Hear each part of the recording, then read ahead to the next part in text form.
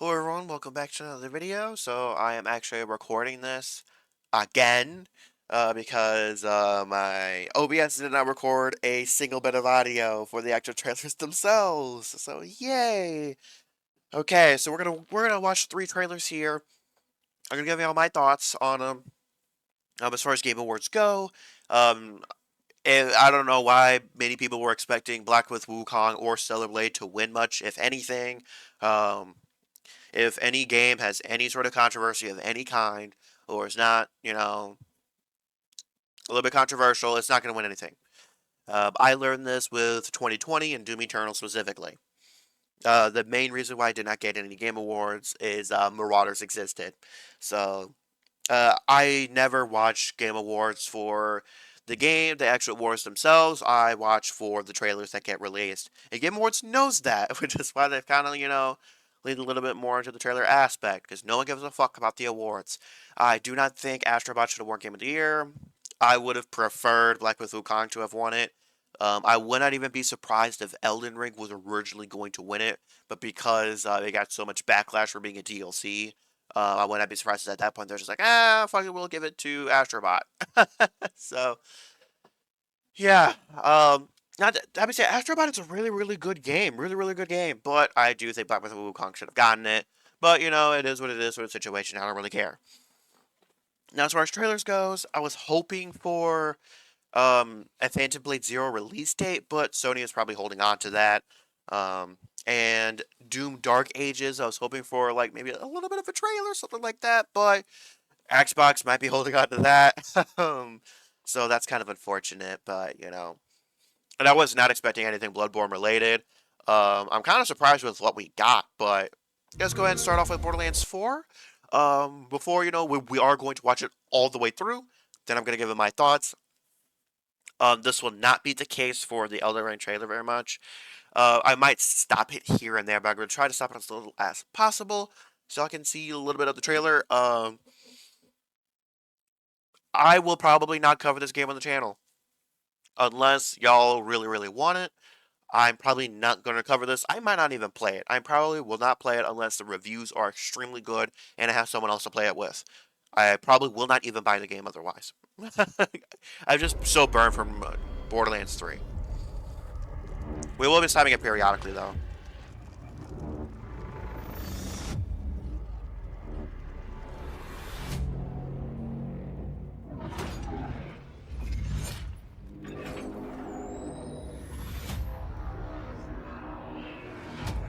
Definitely a cinematic made for a trailer.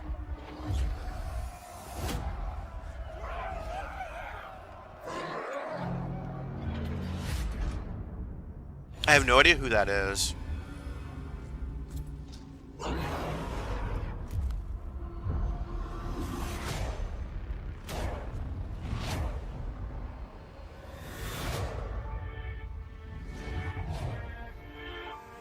Music is good, though. I have no idea who that is either.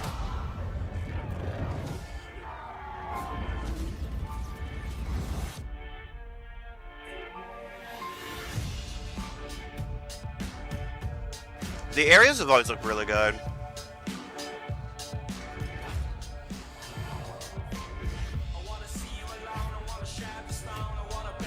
Okay, I have to stop here. We just gotta talk about this. We have to talk about this. We have to talk about this.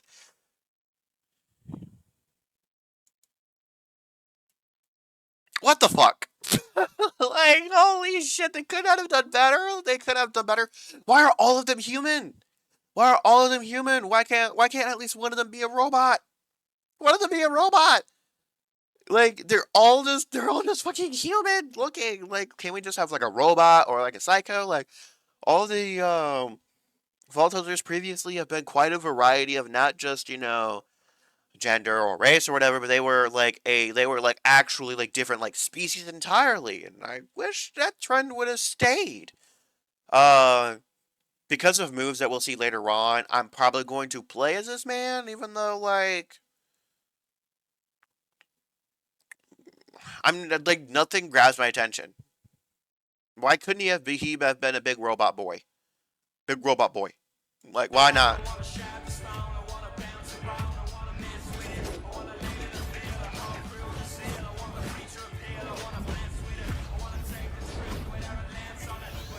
Pod Racers, which is interesting. There's Zane. I don't know who the other ones are. To be fair, I am pretty unfamiliar with the rest of the Borderlands 3 Vault Hunters except for Zane, because Zane was the only one that I played. And the other ones I was kind of just like, huh?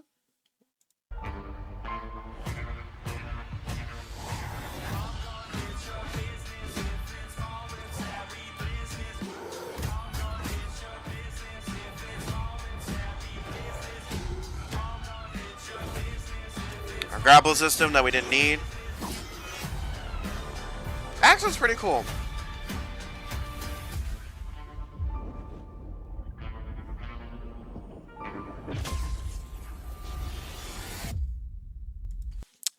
Coming out next year, I would not be surprised if it's like summer or spring. If any new games are coming out in the like January, February, or even March, we would have a release date by now. But so I do have a couple questions for those of you that have played Borderlands a little bit more than I have. I beat pre-sequel 2 and 3. I did not beat 1. In Borderlands 2, I barely remember. I just remember being kind of meh. Pre-sequel was my favorite.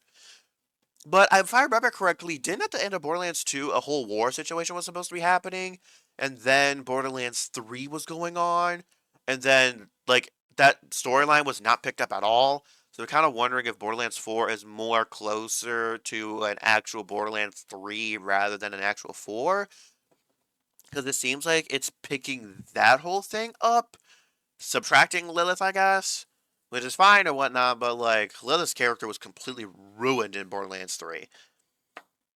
But yeah, I am kind of curious where Borderlands 4 goes. Again, though, I have no faith in them being able to do a good story. But yeah, there's Borderlands 4. If y'all really want to see me cover the game, do let me know in the comments. Um, but realistically speaking, I will not even buy the game unless someone else gets it. Specifically, Psycho. If a friend of the channel, Psycho, gets the game, and wants to play it together or whatever, then that's kind of the only way that I'll actually play this game. Uh, Maybe if Breakfast wants to, maybe, but this is a game I would definitely get on PS5, not on PC, if anything.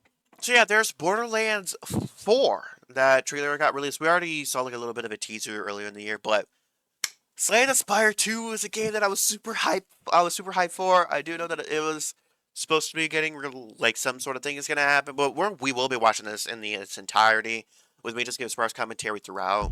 On the floor lies a tome covered in blood, titled Top Ways to Conquer the Spire. You find this manuscript highly suspicious because it's covered in blood. You read the book, covering your hands in blood. I'll say Slay the Spire doesn't necessarily have a story, which is fine. We got new cards for him, Ironclad. He seems to be zombified, which is interesting. I can't believe we have actual attack animations. Because usually the character kind of just shifts forward. Little Skelly boy. I might try to play as the skeleton the most. I like him.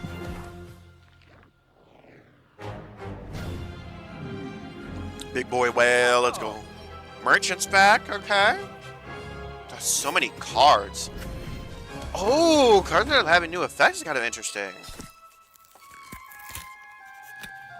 Just what you get. Ironclad, Silent, of course. Necrobinder. This might be a mixture between the robot and the Watcher.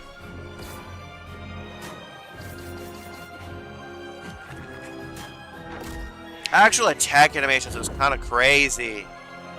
I'm so excited for Slay the Spire 2. I'm so excited. I'm so excited. Early access 2025. This I actually love. I love Slay the Spire. Such a good game. I'm so excited. Slay the Spire 2 is going to be coming out. Early access I will probably participate in. I just love the game. Will I ever cover it on the channel? No, but I just wanted to share that this is a game that I do play in my spare time. Um, I don't cover every game that I play on the channel. Um, After the last trailer, I'll, say some games that I really do enjoy, but I just do not cover on the channel. Just so y'all can be like, oh, well, where my interests are at and that sort of deal. Some games that I maybe might be willing to cover, some games that I might not. So yeah, I'm really excited for this. Probably will not be releasing in 2025, but probably will releasing in 2026. I mean, Hades 2 is still in early access. Like, damn, they can't actually fully release the game. But here we have probably what's a trailer that everyone wants to see my opinion on. Before we get into this, I'm sick of Elden Ring. I'm sick of Elden Ring. I want something new. Please, something new. I'm sick of Elden Ring at this point. I have Elden Ring fatigue. Um, so that's where my thought process is on this. However, we're gonna watch the trailer. This one will not be one that we watch all the way through. This one, I'm going to stop at certain points to point out different things. First and foremost, a couple of details about this game. First and foremost, it is single player and it's solo and trio. There is no duo. I am assuming, as we get into later, that there are certain reasons as to why. But we're going to go ahead and get into it here. Right off the bat, we have giants here, which I think is kind of interesting.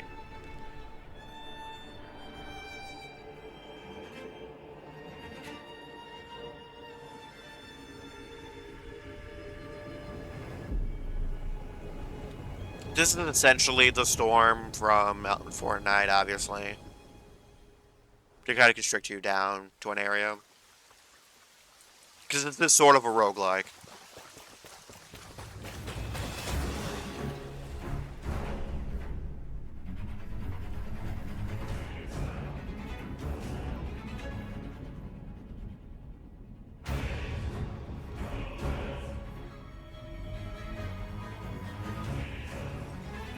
No great sights.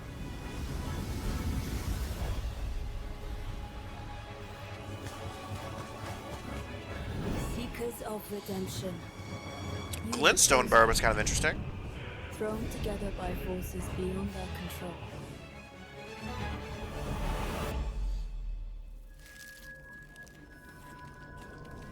Okay, so first and foremost, I am terrified of spiders. So I will not be playing this game solo. Period. Point blank. I will not. No, that's like I. It took me a while to get used to Bloodborne spiders, and then and even then, if y'all seen my old Bloodborne playthrough, I do not look at them. I do not.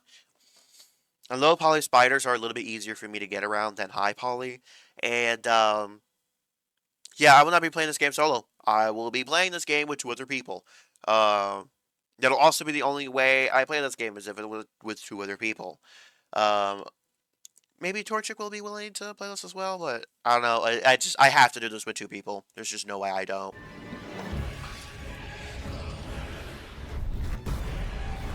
Okay, we have a couple things to talk about here. Let's go back a little bit. We have to go here. Okay, we have Stake Driver. Is it exactly Stake Driver? No. However, it's kind of the only Bloodborne thing that's in this game. That is in this trailer. People that are saying some Bloodborne fans are spreading misinformation that Lady Maria is at the end of the trailer. Lady Maria is not in this trailer in any way, shape, or form. The only thing that is even a Bloodborne reference is Stake Driver. The Lady Maria we see at the end is this. Why would Lady Maria be a player? Why? It just makes no sense. There is no Bloodborne references in this game, except for Stake Driver. That's going to be my guess right now, is Bloodborne is not going to be in it at all. I don't see a reason why Sony would let From Software use this when they don't own them, properly. Sony only has 15% in From Software right now. But we have a Hawkman, so that's interesting. And then we have Centipede Demon here, which is interesting. Seeing Dark Souls 1 bosses here. Do not expect Lords of Cinder from Dark Souls 3 or major bosses in Dark Souls 1 to be featured. Do not expect Sif or Artorias of the Abyss or even DLC bosses for that matter. Do not expect DLC bosses in this game because Centipede Demon could technically be a copy, so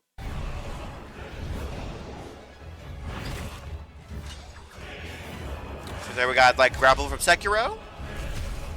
Yeah, that's not Lady Maria.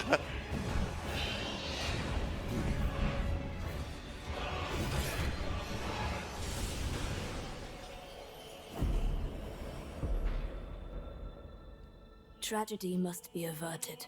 Hey, and no one's really talking about this, but this is the Firekeeper from Dark Souls 3. This is kind of important, as I'll get into a little bit later as far as my theories, but this is the Firekeeper from Dark Souls 3. So that's kind of nice. And for that, I need your help. Self-res might be a thing or something like that. Also, okay, first off, that tree there, that glintstone tree, is probably a point to get to from one area to another pretty fast. Also, I am kind of curious if this is Lost Izalith or Demon Ruins or one of those areas. Again, this could just be the volcano, inside the volcano or whatever, but I don't know. I kind of hope that this is Lost Izalith or Demon Ruins, like a more expanded upon version of Demon Ruins. I'm saying Lost Izalith because of this area specifically. Dark Souls 1 has a similar area to this. Stand tall. All running from Sekiro? Is far from over. Nameless King, which I really hope we get to see his face too. But yeah, him having the Nameless King being here is kind of cool. Again, it does make sense for Nameless King to be here even with my theory because he's not a required boss. See that we have multi-pairing with certain weapon skills. This dragon, I have no idea where he's from. Probably Dark Souls 2 if I were to guess anything. I just don't know. All who dare approach. Pretty cool go boss. Okay. We do have to talk about this boss. Okay, some people were theorizing that this is similar to the cut boss in Bloodborne. That is simply not the case. Bloodborne has two cut bosses. One that you can find and fight in Chalice Dungeons. One is an pre-alpha version of the Moon Presence that did get changed. And then the other one is called the Great One Beast, or something like that. That boss is kind of interesting because it does have some details that would probably put it kind of similar into the Loren chalices, and kind of make it sort of could have been like a variation of Manus of the Abyss. So I would not be surprised if at some point they were thinking they wanted to connect Dark Souls and Bloodborne together, but then decided not to. Also, the Great Beast boss is almost finished, and it is not close to this boss at all. Just because it is a sort of a wolfish boss with a similar head does not mean that they are associated at all. I also find it interesting that it has a beak. It's kind of interesting.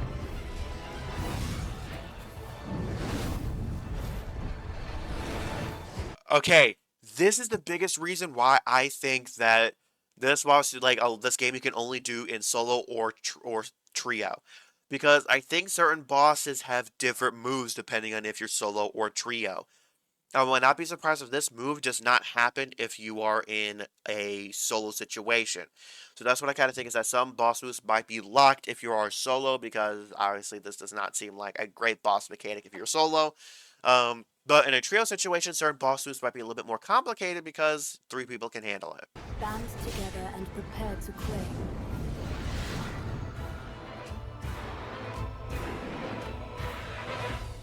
The life. Okay, it's because people were saying that that's just simply not the case. But okay, let's talk here. Let's talk here. First off, this massively reminds me of the ending of Doom Eternal, specifically Ancient Gods Part 2. The ending this whole area reminds me visually of that area, which is really cool. Now, okay. The Life of the Night Lord. We are going to watch this last little bit of the section again, a little bit more all the way through, just so y'all don't have my interruptions for this section. But first off, my theories here is this will make what'll likely be happening is this Night Lord will be the Dark Souls, your character at the end of Dark Souls 3, specifically bringing on the Age of Dark.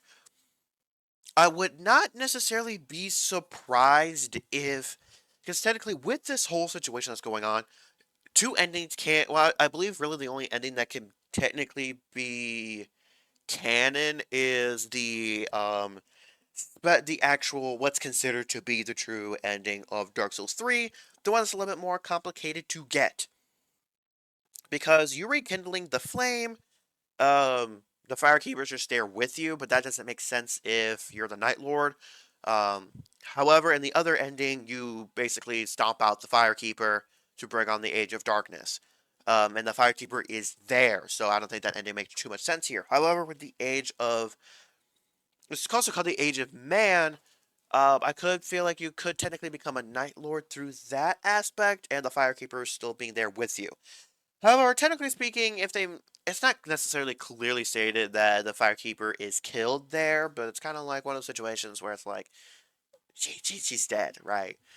So I do feel like, also in this boss room, it does feel like you can have multiple bosses here.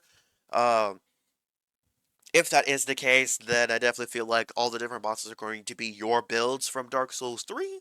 I also can see a situation where if you're solo, you're fighting a dark version of Soul Cinder. But if you're fighting with multiple people, the Soul Cinder can split off into the various bosses that have kindled the flame. So this is where we could see bosses like the Abyss Watchers, Gwyn, Yorm the Giant, and Aldrich. There's one more that I'm forgetting. Well, technically speaking, Lauren and Lothric did not light the flame, so yeah, we could see a decent amount of bosses here. So a decent amount of the old Dark Souls 3 bosses that, and even Lord Gwyn, because he kindled the flame, he would be the only one from Dark Souls 1 that I believe would appear here, since the rest of the major bosses did not kindle the flame. So yeah, I feel like that could be kind of interesting. I do not believe Bloodborne will have any ties to this game in any way, shape, or form, but it's kind of cool that the whole theory of Dark Souls and Elden Ring being connected is starting to kind of come into fruition here. But I do not think Bloodborne is going to be in this game in any way, shape, or form. So yeah, those are my thoughts. I do not think we will see a single DLC boss either. From either game, I do not think we will see any of them. Just because it doesn't necessarily make much sense for the Dark Souls 3 DLC bosses to show up here. As much as I would love Slave Knight Gale, I just don't foresee that to be the case necessarily. It would have to be some time shenanigans to get them to appear. As far as Dark Souls 1 goes, I do not see any of them appearing here either. So, yeah, this seems like quite some interesting stuff. So I'm gonna back it up for y'all before the doggo, and let y'all, kind of see the rest of the trailer.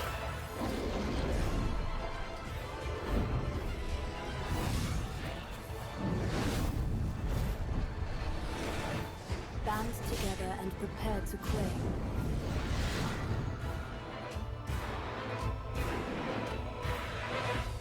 The life of the Night Lord.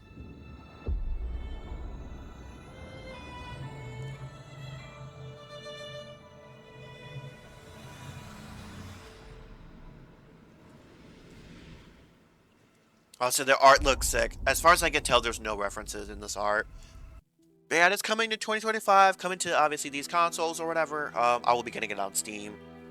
I will be covering it on the channel, hopefully. I really do need two other people, though. I hope that Torchic is willing to do it. We're obviously going to have to see the price of the game and whatnot, but yeah, there's a crap ton of games coming out next year, so I'm definitely going to be quite full on content. So, this kind of brings me to next year, I might be asking, hey, Odd Sauce Man, what the hell's going on next year? How are you going to be doing all this? Here is my thing, right? I will be doing a video kind of a little bit closer to the end of the year, being like, hey, this is where my channel's at. Here's where the channel's at, here's what content I think I could have done better, what changes I plan on doing, like proper changes I plan on doing next year, and kind of showing out a little bit of the behind the scenes stuff, as a small fry myself. However, there's a crap ton of games that are planned to be released next year. First and foremost, early next year, do not expect any series. Don't expect any series or like playthroughs or anything like that. Um, I do have to make sure that I prepare. The only way that happens is if like one of the 2025 games get released super early. Um, I don't think that's going to be the case necessarily. At least I kind of hope not. But I do have to prepare for the Blood Bowl stream. I still have to get a capture card. I have to make sure that I got to make sure that all of that works and whatnot. So yeah, ooh, got a lot of stuff. But you know, next year the games that I am only for sure covering is Doom Dark Ages. That's the only game that I know like for sure that I'm covering, and Elden Ring Night Rain. Um, yes, I am sick of Elden Ring. However, this does bring some interesting stuff, and I do like Dark Souls. So, and this should be This should be an interesting experience. So, but I really do hope that this is the last that I see of Elden Ring. I really do hope that that that's the last of it. Um, and if we're getting an Elden Ring 2, I do not want it to be anywhere close to this game again. Because I'm starting to get fatigued from Elden Ring. Especially coming from the standpoint that I do not believe Elden Ring to be in the top two in terms of From Software games that I've played. That belongs to Bloodborne and Dark Souls 3. And realistically speaking, I will do a video ranking the games at a later point in time, but I consider only Elden Ring's base game to be number three. So don't worry, I do plan on doing a video on ranking all of the From Software games in my personal opinion, which massively differs from a lot of people. um, So yeah, and obviously in that video I will be a lot more detailed, but that's gonna kind of be it. The only games that I really massively plan on covering is Phantom Blade Zero, Doom Dark Ages, and Elden Ring Night Rain. Um, Games that I might cover, and y'all would have to really request it, is Borderlands 4, maybe. Um, Destiny 2 I will still probably keep up with, but I'm just gonna be perfectly honest. This Apollo DLC is going to be probably my last hurrah, unless the raid is good. Because if the raid is not good again, then if I don't like the raid again, then I'm probably just going to drop the game entirely. I play the game so little. I play the game like only kind of a small amount nowadays. So we might run into. I'm honestly might run into a situation where I'm just like, I might just drop the game. So yeah, do keep that in mind as well. Is I do will be participating in Day One rating when the new Destiny 2 DLC drops as well. So yeah, kid's gonna be busy next year. I do have some stuff that I do have planned as well. But on that note, though, that's going to do it for this video. I am still working on the subclass video. If y'all were looking forward to that, I'm still working on it. I have the clips and everything. I just have to edit it all together. Expect that to release due to my work schedule. Expect it to release like Saturday, like tomorrow, maybe, but it'll be late tomorrow. But mostly I expect it probably like Monday. But if I drop it Saturday, bada bang, bada boom. And Halo stream, I will be, starting that back up again. Again, it's going to be pretty sporadic, but I might do a Sunday night or something like that. We might do Sunday night being Halo night, as far as, my first time playing through Halo. So Sunday night, probably at 5, from 5 p.m. Eastern to 7 p.m. Eastern time, if y'all want to, tune into that. So, yeah, on that note, though, thanks for tuning in, and I will catch y'all on the flip side.